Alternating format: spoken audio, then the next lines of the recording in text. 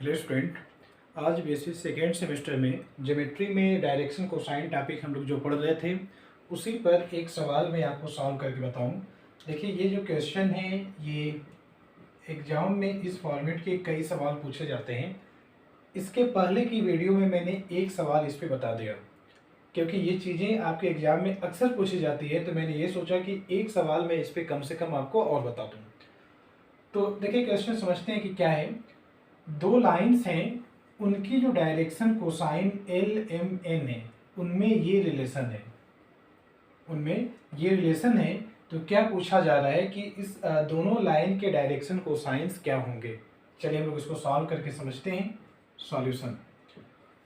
Since l plus m plus n is equal to 0 equation first and m n minus two n l minus two l m is equal to 0, इसको बना लेंगे equation 2। तो हमेशा करना ये होगा कि आप एक इक्वेशन से एल एम एन में से तीनों में से किसी एक का आंसर निकाल कर अगले इक्वेशन में रिप्लेस करिएगा। तो हम लोग एल की वैल्यू निकाल लेते हैं from equation first. L is equal to minus M plus N, put in equation second. L का answer minus M plus N आएगा इक्वेशन फर्स्ट से, ये वैल्यू निकालकर इक्वेशन सेकेंड में आप रिप्लेस करिएगा। तो अब देखिए इक्वेशन सेकेंड में एल आपका दो जगह पे है, तो पहले एल को कॉमन लीजिएगा तब जाके रिप्लेस करिएगा। तो क्या मिलेगा, एम एन माइनस, अच्छा कॉमन हम लोग लेंगे 2 टाइम्स एल को कॉमन लेंगे, 2 टाइम्स एल कॉमन लेंगे तो ब्रैकेट में यहाँ से n बचेगा और यहाँ से m, ये रहेगा, साथ में l लिखा होगा। तो l की जगह पे हम लोग क्या लिखेंगे, माइनस एम प्लस एन, तो ये माइनस माइनस प्लस हो जाएगा और m प्लस एन फिर आपका आ जाएगा इज इक्वल टू 0। आप इसको एक्सपेंड करिए, एम एन प्लस 2 टाइम्स ये m प्लस एन का होल स्क्वायर है, तो m square plus N square और plus 2mn is equal to 0। इसको आगे और सिंप्लीफाई करें, देखिए 2m स्क्वायर ये टर्म, फिर 4mn होगा और यहाँ पर mn है, तो मिलाकर 5mn plus 2n square is equal to 0। अब देखिए ये m में एक क्वाड्रेटिक इक्वेशन है, आप इसको फैक्टराइज करिए। तो 2 को मल्टीप्लाई करेंगे 2 से 4 आएगा, 4 के 2 फैक्टर निकालेंगे, ऐड करने पर 5 आया, तो 4 और 1। तो आगे क्या लिखेंगे हम लोग, 2m square plus 4mn plus mn plus 2n square is equal to 0।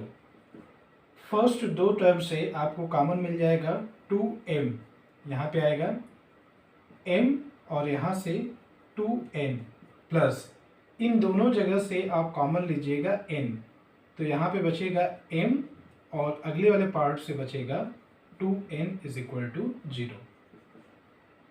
m plus 2n दोनों जगह से कॉमन लीजिए, तो m प्लस 2n कॉमन लेंगे, तो अब यहाँ बचेगा 2m और यहाँ पर आपका आएगा n इज इक्वल टू 0। इसको सिंप्लीफाई करिएगा, देखिए m का आंसर माइनस 2n आएगा ओवरऑल। देखिए एक बार इसको 0 के इक्वल पुट करेंगे तो आपको ये मिलेगा, और इसको 0 के इक्वल पुट करेंगे तो n is equal to minus 2m आएगा।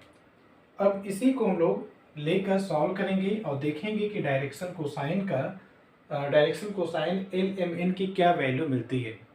तो पहले हम m is equal to minus 2n ले लें, तो क्या बनाएंगे, केस फर्स्ट, और ये लिखेंगे let m is equal to minus 2n। m is equal to minus 2n है, तो आप l का आंसर निकालिए। So l is equal to minus, देखिए l is equal to minus और ब्रैकेट में m प्लस n है, आप m की जगह पे रिप्लेस करेंगे माइनस 2n और फिर आगे n है तो आगे लिखेंगे n, that is l is equal to, अच्छा मिलाइए, माइनस 2n प्लस n मिलाकर माइनस एन होगा, लेकिन बाहर पहले से माइनस है तो आपका ये आ जाएगा एन। तो हम लोगों ने ये सॉल्व करके निकाला कि L is equal to n है, L is equal to n है और M is equal to minus 2n है। फिर हम लोग एक रिलेशन जानते हैं, we know that L square plus m square plus N square is equal to 1। इसका डेरिवेशन मैंने पिछले क्लासों में बताया है, तो जो लोग नहीं देखे हैं वो जाके इसको वेरीफाई कर लें। इसका पूरा डेरिवेशन मैंने बता दिया है, l square plus m square plus N square is equal to 1। इसमें हम लोग वैल्यू रिप्लेस करें, एल की जगह पे क्या रिप्लेस करेंगे, एन, तो यह आ जाएगा एन स्क्वायर, एम की जगह पे माइनस 2n रखेंगे तो 4n स्क्वायर, और फिर आगे है एन स्क्वायर, तो n square is equal to 1। इसको ऐड करेंगे 6n square is equal to 1, तो n का आंसर आएगा 1/√6।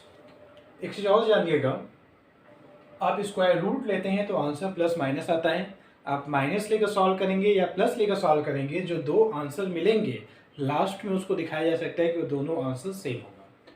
तो हम लोग डायरेक्ट क्या करेंगे, एक ही आंसर यहाँ पे लिख रहे हैं, ओनली प्लस हम लोग स्क्वायर रूट ले रहे हैं, तो n का आंसर 1/√6 हो जाएगा। अच्छा, n का आंसर ये है, तो l आपका हो जाएगा, l n के इक्वल है, तो l आपका 1/√6 होगा।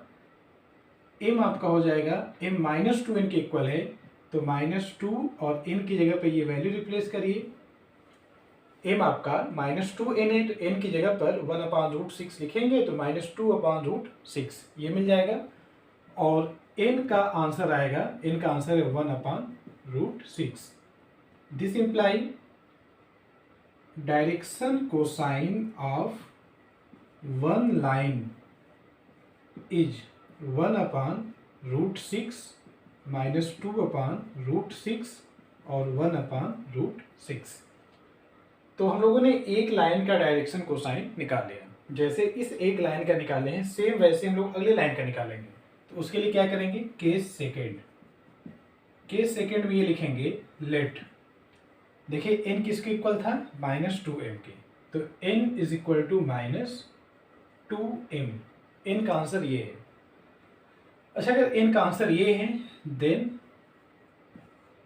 l आपका क्या होगा, यहां से देखिए -m और प्लस n की जगह पे रखेंगे -2m, तो m में से 2m माइनस करेंगे -m आएगा, फिर माइनस अंदर -m बाहर माइनस, तो ये आपका हो जाएगा m, तो l आपका m आ गया।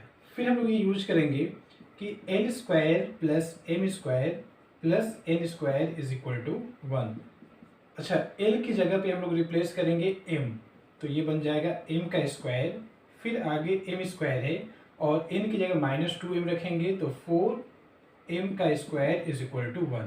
यहाँ से भी आप सॉल्व करिएगा तो m का आंसर आएगा 1/√6, जैसे अभी ऊपर सॉल्व किया गया था। फिर लास्ट में हम लोग ये लिखेंगे, इधर मैं मिटा के आपको समझा दे रहा हूँ।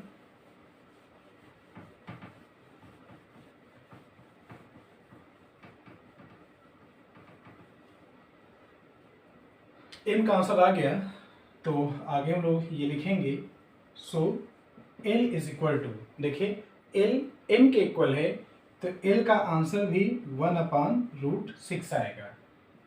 l के बाद m लिखा जाता है, m का आंसर तो हम लोगों को पहले से मालूम है कि 1/√6 है, और n का आंसर -2m है और n की वैल्यू 1/√6 है, तो ये आपका मिलेगा -2/√6। हेंस